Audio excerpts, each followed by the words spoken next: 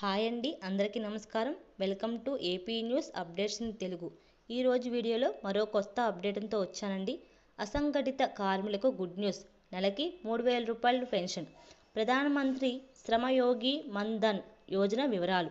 భారతదేశంలో లక్షల మంది అసంఘటిత రంగ కార్మికులు స్థిరమైన ఆదాయ వనరులు లేకుండా జీవిస్తున్న పరిస్థితుల్లో మోడీ ప్రభుత్వం ప్రత్యేకంగా ప్రధానమంత్రి శ్రమయోగి మాన్ధన్ అనే పెన్షన్ పథకాన్ని ప్రారంభించింది. ఈ పథకం ద్వారా 60 ఏళ్ల తర్వాత ప్రతి నెల 3,000 రూపాయల పెన్షన్ అందించే అవకాశం. ఈ వివరాలు ఇంకా తెలుసుకుందామండి. అంతకన్నా ముందు మీరు నా ఛానల్ని ఫస్ట్ టైం చూస్తున్నట్లయితే ప్లీజ్ తప్పకుండా సబ్స్క్రైబ్ చేయండి. వీడియో నచ్చితే లైక్ చేయండి.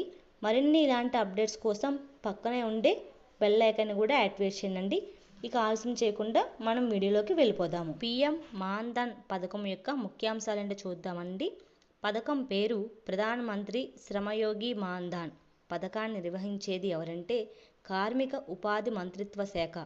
అమలు చేసే సంస్థ LIC life insurance corporation, CSC and SPV. పథక రకం స్వచ్ఛంద పెన్షన్ పథకం. పెన్షన్ మొత్తం నెలకు 3,000 రూపాయలు.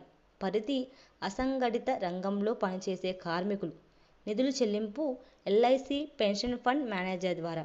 అలాగే ఈ పథకానికి ఎవరెవరు అర్హులో ఇప్పుడు చూద్దాము. వయసు 18 నుండి 40 సంవత్సరాల మధ్య ఉండాలి. నెలసరి ఆదాయం 15,000 రూపాయల కన్నా తక్కువ రంగంలో ఉండి అసంఘటిత రంగంలో కార్మికులై ఉండాలి. అలాగే ఈపీఎఫ్, ఎన్పిఎస్ లేదా ఈఎస్ఐలో సభ్యత్వం లేని వారు మాత్రమే అర్హులు.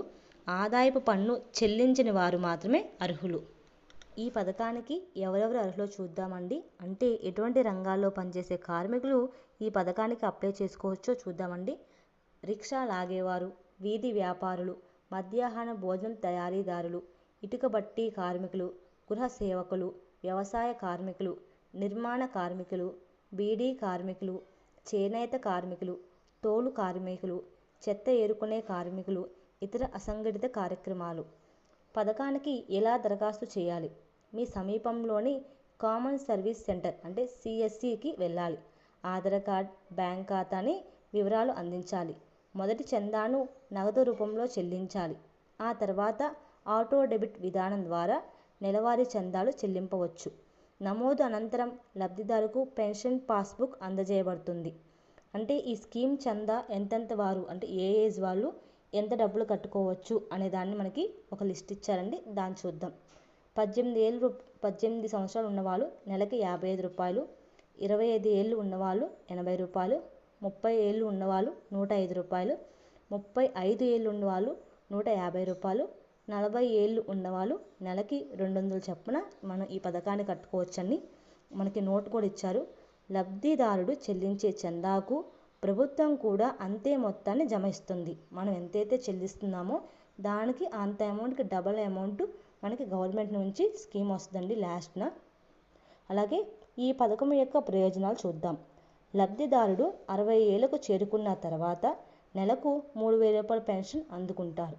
అలాగే లబ్ధిదారుడు మరణించిన జీవిత భాగస్వామికి 50% కుటుంబ పెన్షన్ అందుతుంది.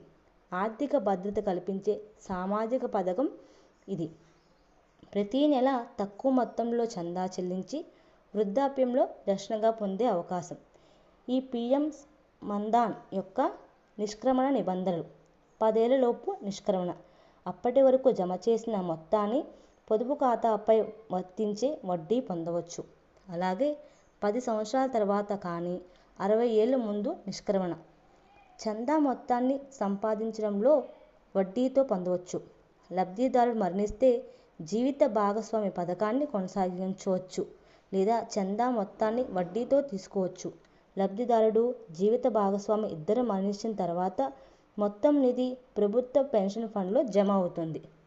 అలాగే ఫ్రెండ్స్, మీకు దీనికి సంబంధించిన పథకాన్ని అప్లై చేసుకోవాలనుకుంటే కనుక నేను లింక్స్ వీడియో కింద డిస్క్రిప్షన్లో ప్రొవైడ్ చేస్తానండి. తప్పకుండా మీకు అవసరమైతే లింక్స్ యూజ్ చేసుకొని అప్లై చేసుకోండి. ఇలాంటి మరిన్ని అప్డేట్స్ కోసం మన ఛానల్ని సబ్స్క్రైబ్ చేయండి. వీడియో నచ్చితే లైక్ చేయండి, షేర్ చేయండి. అలాగే బెల్ ఐకాన్ కూడా యాక్టివేట్ చేయండి friends. Thank you so much for watching this video.